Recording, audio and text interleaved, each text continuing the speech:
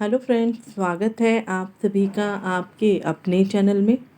जब से रशिया और यूक्रेन के बीच युद्ध शुरू हुआ है, तब से हर किसी की नज़र यूक्रेन के राष्ट्रपति पर टिकी हुई है। हर किसी का यही कहना है कि इस समय उन पर काफ़ी दबाव बना हुआ है कि वार की इस स्थिति में वो कैसे सभी को हैंडल करेंगे। हालांकि वो इस युद्ध की स्थिति को संभालने के लिए पूरा प्रयास कर रहे हैं। एक कॉमेडियन होकर, एक एक्टर होकर राजनीति में अपना कैरियर बनाना और फिर पूरी जनता का लोकप्रिय नेता बनना इतना आसान सफ़र जेलेंस्की का नहीं रहा होगा।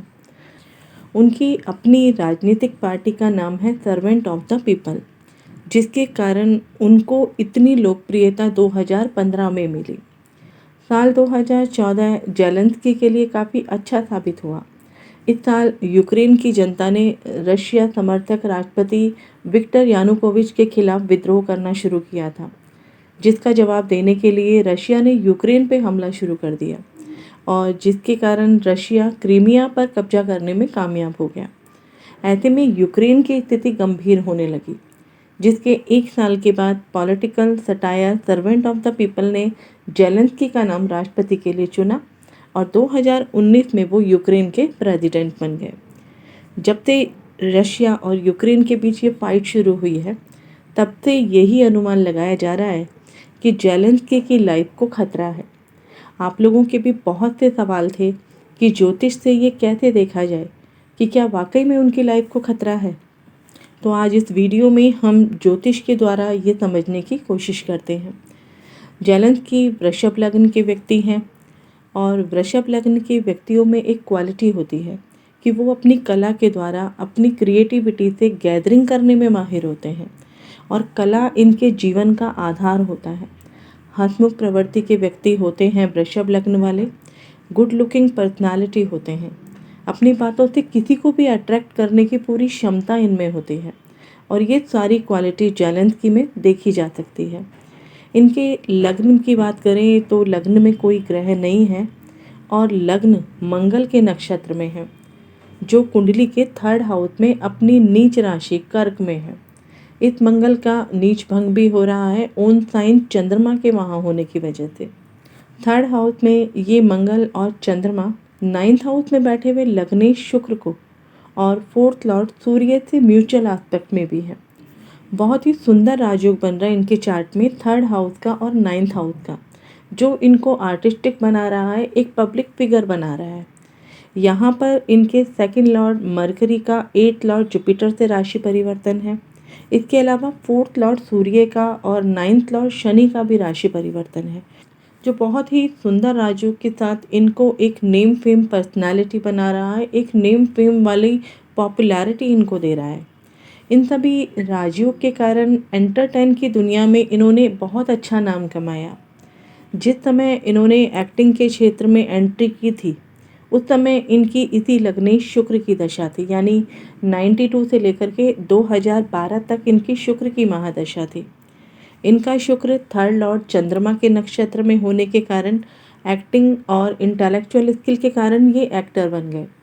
यहाँ पर अगर आप देखें तो यहाँ शुक्र का संबंध मंगल से है और चंद्रमा के साथ में है, जो बहुत ही स्ट्रांग रूप से बना हुआ है और इसी के कारण वो इनको इस लाइन में लेकर आया। नवांश में भी अगर आप देखें तो ये शुक्र मंगल की राशि में है और यहाँ पर भी वो सूर्य के साथ में है, जो एक्जॉल्टेड है। इसके साथ ही मंगल का आस्पेक्ट भी दोबारा से शुक्र के ऊपर है, सूर्य के ऊपर है। और अगर हम दशमांश चार्ट की बात करें तो ये शुक्र लग्नेश होकर के 4th हाउस में है और इन सभी के कारण इनका जो कैरियर है वो एक्टिंग के क्षेत्र में रहा, कॉमेडी के क्षेत्र में रहा और इसी शुक्र की दशा में इन्होंने पॉपुलैरिटी हासिल की। वर्तमान समय की बात करें तो वर्तमान में इनकी चंद्रमा में जुपिटर का पीरियड चल रहा है और वर्तमान परिस्थिति को देख कर के हम ये समझ सकते हैं कि इनके लिए कितना परेशानी वाला समय है। इतना सब कुछ अच्छा होते हुए भी एक सवाल दिमाग में ज़रूर आएगा कि इनके साथ ऐसा क्यों हुआ।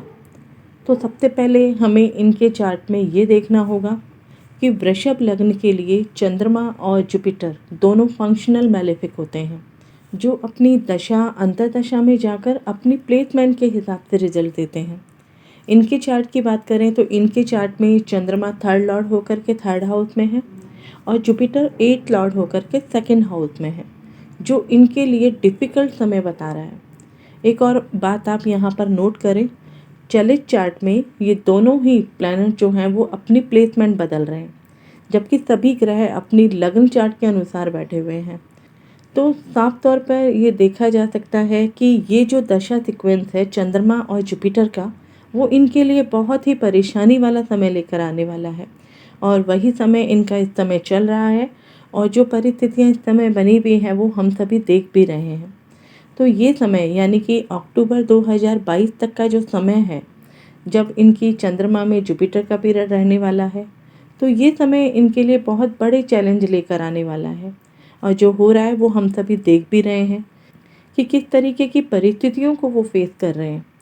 ऐसे में वर्तमान हालात को देखते हुए ये सवाल भी उठ रहे हैं कि इनकी लाइफ को खतरा है, तो क्या वाकई में इनकी कुंडली में अल्पायु का योग है, इनकी अर्ली डेथ की संभावना है, चाहे वो किसी भी परिस्थिति में हो। इनके चार्ट में अगर हम देखें तो इस समय शनिदेव का भ्रमण लग्नेश शुक्र के ऊपर और चतुर्थी सूर्य के ऊपर है 9th हाउस में और मकर राशि में।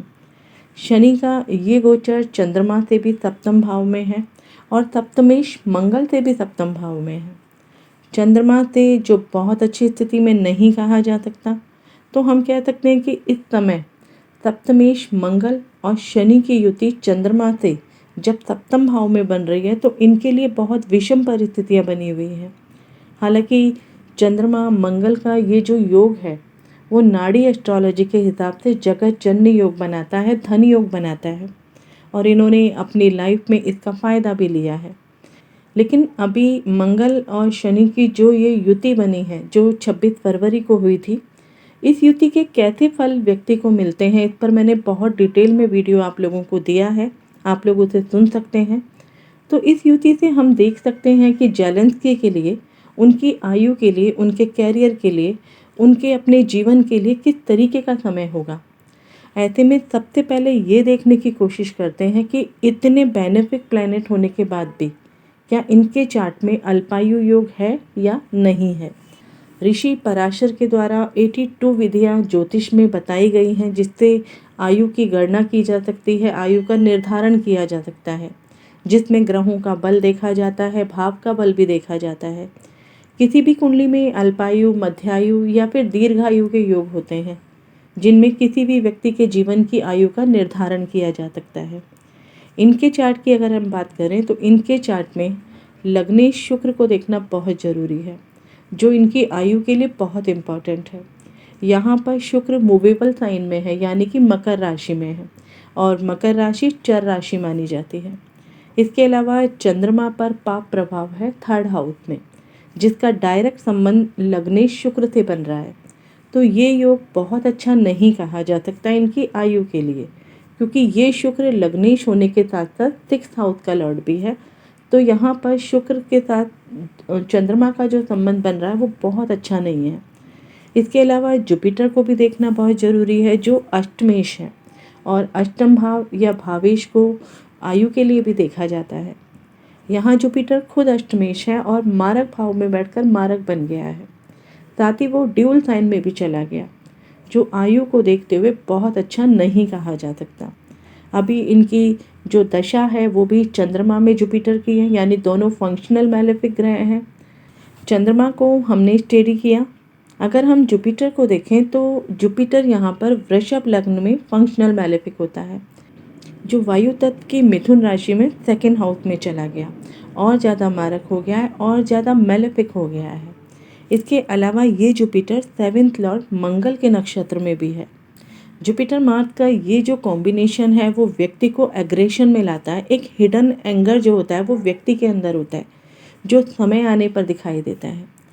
अभी मंगल शनि की युति लग्नेश के साथ है 9th हाउस में और लग्नेश शुक्र कंबस्ट है, अस्त है सूर्य से। और दशा की बात करें तो दशा भी इस समय दोनों फंक्शनल मैलेफिक प्लैनेट की है। ट्रांजिट भी बहुत ज़्यादा फेवरेबल नहीं है। राहु केतु भी अभी अपना राशि परिवर्तन करेंगे, जो 6th हाउस और 12th हाउस को एक्टिवेट कर देंगे। अगर इनकी जेमिनी चर दशा की बात करें तो लिब्रा में सैजिटेरियस की दशा रहेगी जुलाई 2022 तक।